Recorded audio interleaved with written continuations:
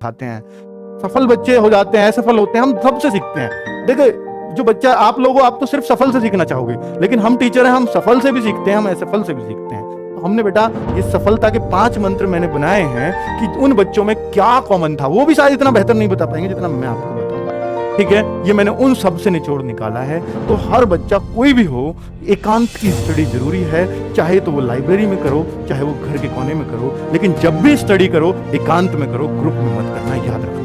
Group होगा सिर्फ entertainment के लिए, पढ़ाई हमेशा एकांत में होती है बच्चों, ठीक है, ये बात मेरी याद रखना।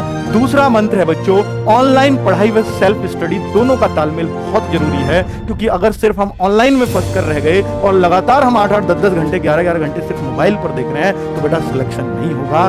सेल्फ स्टडी का भी तालमेल लगाना होगा। बेटा हमारी मजबूरी है कि हम 8-8 क्लास लाइव कराते हैं, लेकिन आपकी मजबूरी नहीं है। आपका जो मन करे कि भाई मैं इस क्लास को नहीं देखूंगा, तो मैं इसको बुक से कवर कर सकता हूं, मुझे जरूरत नहीं है इसको देखने। तो बच्चों हम क्यों लाइव करा रहे हैं फिर इतना? क्या सबके लिए नहीं करा है? नहीं, बच्चे को अपनी स्ट्रेंथ पहचाननी है, क्योंकि हमारे पास देखिए बच्चा, हम कुछ चीज छोड़ नहीं सकते, क्योंकि हमारे पास इसको भी पढ़ने वाला बच्चा है, उसको कुछ इसको पढ़ेगा, कुछ उसको। लेकिन आप क्या करते हो, सब कुछ पढ़ रहे हो बेटा, सब कुछ अगर आप पढ़ सकते हो तो वो तो बेस्ट ही है, लेकिन अगर उसकी वजह से सेल्फ स्टडी नहीं कर पा रहे हो तो फिर वो बहुत नुकसानदेह है, ठीक है। कोई नहीं बताएगा इतनी ईमानदारी से इन सारी बातों को, मैं आपको इसलिए बता रहा हूं क्योंकि मुझे आप लोगों से सिलेक्शन चाहिए, ठीक है बच्चों। तो ऑनलाइन पढ़ाई करो, बहुत अच्छी चीज है, लेकिन साथ में सेल्फ स्टडी इसलिए जरूरी है बच्चों कि ऑनलाइन पढ़ाई करते रहने से, सिर्फ पढ़ाई करते रहने से, क्लास देखते रहने से सिलेक्शन नहीं होता, जब तक अपने दिमाग में ना उतारो, और दिमाग में उतरती है चीजें सेल्फ स्टडी से। तो बच्चों दोनों का तालमेल प्लीज बना के रखना। मैं ये मानता हूं मैक्सिमम 5 से 6 आवर क्लास ऑनलाइन लेनी चाहिए, इससे ज्यादा नहीं लेनी, ठीक है। और अगर 5-6 आवर्स ऑनलाइन ले रहे हो तो बेटा 5 आवर्स की सेल्फ स्टडी भी चाहिए, जो बुक से हो सकती है, नोट्सों से हो सकती है, ठीक है। फिर सर कैसे करें, क्लास तो ज्यादा है, तो बेटा आप उस सब्जेक्ट को छोड़ो जिसको आप बुक से कर सकते हो। आपको लगता है मुझे बुक से और मुझसे क्लास से दोनों से एक सा होगा, तो आप करिए, फिर आप बुक को प्रीफर करिए, क्योंकि इतनी क्लास आप नहीं देख पाओगे, मुझे भी पता है, रेगुलरली तो नहीं देख पाओगे। इस तालमेल को उन सब बच्चों ने बहुत बेहतर बैठा रखा था।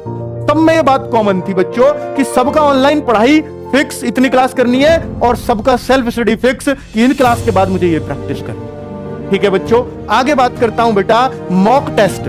ये ऐसा कोई बच्चा नहीं था कल जो सिलेक्शन के बालक आए, सेलेक्ट होके जो दिल्ली पुलिस में जो आए हमसे बात करने मिलने, तो उनमें कोई ऐसा बच्चा नहीं था जिसने मॉक टेस्ट ना दिए हो, मेरे ना दिए हो, किसी और के दिए हो, पर दिए हो। मॉक टेस्ट के बिना सिलेक्शन संभव आजकल नहीं है ऑनलाइन की दुनिया में, है ना बच्चों। तो मॉक टेस्ट अगर आप वीकली देते हैं तो ये बहुत अच्छा है बच्चों, बहुत शानदार है। अब इतनी पढ़ाई तो आपने कर ली है कि वीकली मॉक टेस्ट दे सको, और वीकली मॉक टेस्ट में अगर आप शुरुआत में देना शुरू करते हो तो मैं कहता हूं बच्चों 150 अपना पहला टारगेट रखो कभी भी मॉक टेस्ट में। अगर 150 को अचीव, देखिए ऐसा होता है कई बार मेरे एक में 150 आ गए, बाकी में 130, फिर 130 पर आ गया, बेटा इससे डिमोटिवेट मत होना, वो अभी आपका लेवल 150 का बना ही नहीं है, क्योंकि जिस दिन बन जाएगा उस दिन आप 150 से नीचे आना बंद कर दो, इसलिए डिमोटिवेट मत होना। 130 का ही मेरा लेवल है, वो तो आ गए एक में 150, क्वेश्चन आसान रहे होंगे, लेकिन 150 का बनाओ। पहला टारगेट ये कि मैं लगातार 2-3 टेस्टों में 150 ले आया, तो आपका 150 का लेवल है।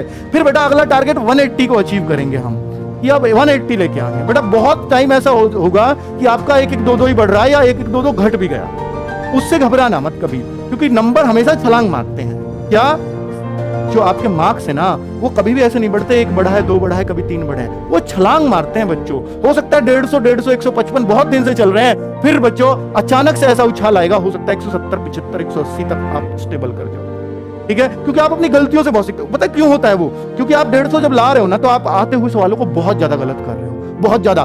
थोड़ा और कम होंगे, अगले मॉक टेस्ट में फिर 150 आए, फिर लेकिन आते हुए चीजें कम गलत होनी शुरू हो जाएंगी। गलत तो 180 वाले के भी होंगे, 220 वाले के भी होंगे, आते हुए वो खत्म नहीं होते, लेकिन वो कम हो जाते हैं। जितनी गलतियां कम करोगे, आती हुई चीजों को गलत कम करोगे, तो बेटा नंबर बढ़ते चले जाएंगे। बस यही सीखना होता है मॉक टेस्ट से। 180 आ जाए, फिर अगला टारगेट 200, और फिर 220, और लगातार 3 टेस्टों में आप 220 लेते चले आए, तो आप सिलेक्शन के 100% दावेदार बन गए, ठीक है। तो इस तरह से आपको अपना टारगेट अचीव करना, और लड़कियों का टारगेट अंतिम 200 प्लस होना चाहिए, ठीक है बच्चों। तो अब मैं ये मॉक टेस्ट में बच्चों आप लोगों के लिए टैलेंट ग्रुप बनाने वाला हूं। टैलेंट ग्रुप जैसे हमने यूपीएसआई में बनाए, ऐसे ही हम टैलेंट ग्रुप अब इस बार से मॉक टेस्ट में बनाएंगे। और बच्चों उनको हम जरूर कुछ ना कुछ अच्छी चीज भी प्रोवाइड कराएंगे अपनी तरफ से, जो भी गिफ्ट हमारे लिए हमसे बनेगा। जैसे हमने यूपीएसआई वालों को तो फ्री मॉक टेस्ट दिए थे, पूरी टेस्ट सीरीज फ्री कर दी थी टैलेंट ग्रुप वालों के लिए। एक तो आप बच्चों पढ़ाई अपने लिए करो और फ्री हम बांटे फिर आपको, क्योंकि हमें भी होशियार बच्चों से खुशी होती है बच्चों, ठीक है। तो टैलेंट ग्रुप बनना शुरू होगा, उसमें हमारे सजेशंस भी आपको मिलेंगे साथ साथ।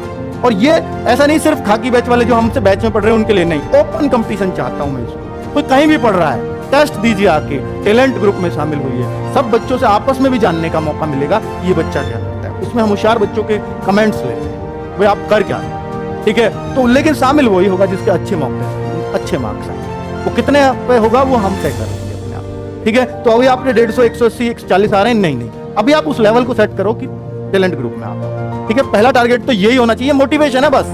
ये नहीं सोचो टैलेंट ग्रुप में आ गए तो मेरा सिलेक्शन नहीं तो नहीं होगा, ऐसा नहीं है। ये सिर्फ मोटिवेशन है कि आप टैलेंट ग्रुप के लिए मेहनत करो, आप वैकेंसी के लिए नहीं, पहले टैलेंट ग्रुप के लिए मेहनत करो। ये मोटिवेशन देना चाहता हूं मैं इस बात से आपको, ठीक है, क्योंकि मुझे आपका सिलेक्शन चाहिए। आगे बच्चों लड़की का चक्कर, ये बच्चों अब भैया लड़की का चक्कर, ये बहुत बुरा चक्कर है बच्चों।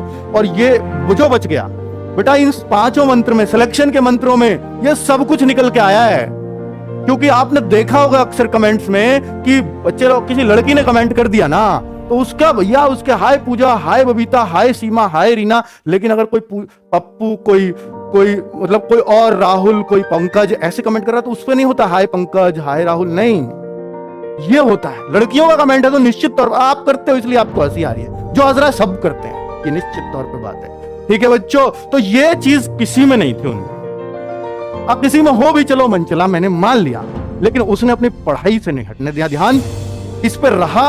तो हो सकता है कोई लिमिटेड उसमें, बहुत लिमिटेड उसमें। लेकिन बच्चों आप क्या करते हो, क्योंकि बच्चों आपकी नई नई एज होती है, आपने अभी जिंदगी के धक्के नहीं खाए हुए होते, क्योंकि आपकी एज 18, 22, 23 साल है और इसमें अभी आपको धक्कों का पता नहीं है। इसके निकलने के बाद, एज निकल जाए भर्ती होने के बाद, भर्ती ना हो पाओ और जब एज निकल जाए तो बेटा धक्के तब पता चलती है क्या होता है, ठीक है। तो मैं आपसे कहूंगा कि बेटा ये पूछना बंद कर दो आपका। देखिए लड़कियां भी, मतलब फिर ऐसा होता है कि हाय पूजा उसने बोल दिया हाय राहुल, इतने में तो राहुल बेटा फिर रोज पूजा को ढूंढेगा कमेंट में, ये निश्चित बात है, ठीक है। वो रोज ढूंढेगा कहां गई पूजा, और पूजा ने हाय राहुल कह के उस राहुल की जिंदगी तबाह कर दी। मैं उस पूजा से भी कहना चाहूंगा, तो आप प्लीज लड़कों को ये हाय वाय ना बोलें, वरना उसने एक पोस्ट तो आपने वैसे ही काम करवा दी है ना, वो कहीं बेचारा लगा जाता, लेकिन आपने उसको खत्म करवा दिया।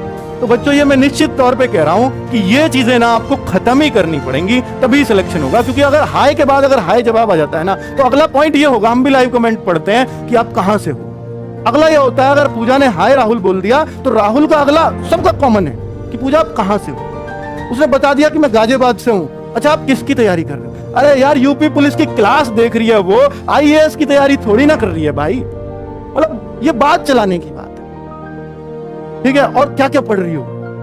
मैं तो ये पढ़ रहा हूं, इससे होगा क्या? मास्टर बता रहा है ये पढ़ लो वो पढ़ लो, पूजा से पूछना है आपको भाई, इससे नहीं होगा।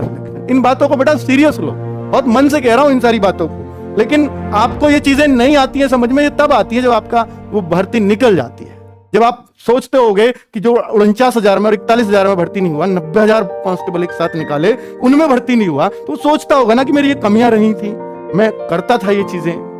वास्तव में चलो जब तो इतना ऑनलाइन का दौर नहीं था, अब तो बहुत ज्यादा है, और सारा बच्चा बावला बना पड़ा है इसी चक्कर में कमेंट्स के में। होशियार बच्चा, जो सीरियस बच्चा है, जो सिलेक्शन लेने वाला बच्चा है, वो कमेंट से दूर रहता है अधिकतर, ये याद रखना बच्चों, ठीक है।